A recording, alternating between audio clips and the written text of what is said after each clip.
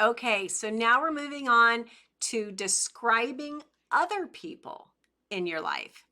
Now, if you're ready, we're gonna talk about how do you work other people into your memoir, uh, describing them and building their character. If you're ready, we'll go ahead and get right in there. First things first, though, when writing about other people, it's important to be respectful, honest, and fair. Now, here's a few tips to help you describe other people in your life in your memoir. Now, understand you're going to hear a lot of this that we just said as well. So I'm going to go through this a little bit faster. It's just common sense to some degree because a lot of this, the same way you describe yourself, you'll also describe other people. So show, don't tell. Number 2, use descriptive language. Number 3, and this is a big one, be respectful. Remember that the people in your life are real people, that they have their own feelings. You're in their life. This is your story, and you have the right to think of them as you choose.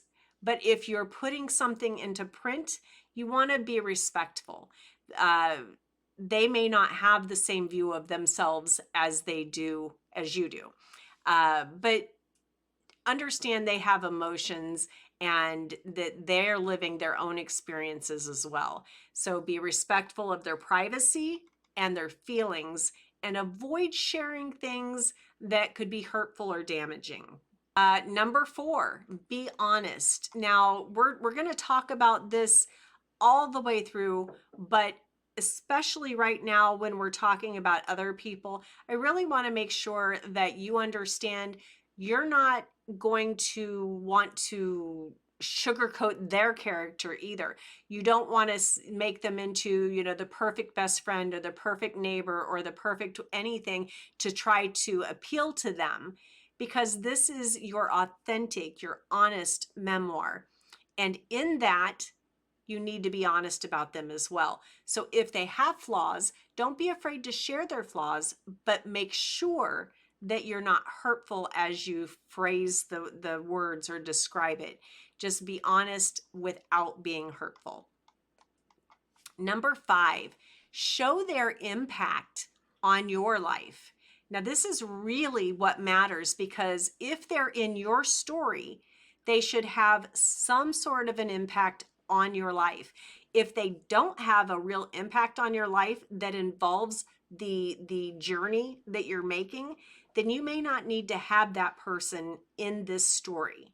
You can put it as a tertiary character, someone who, just kind of talk about them as a neighbor or just a friend or something without going deep. You can do that, but you wouldn't necessarily want to really talk about them very much unless they have an impact. Now, if they do have an impact in your life, share that, because that's really one of the main reasons that a lot of people write memoirs.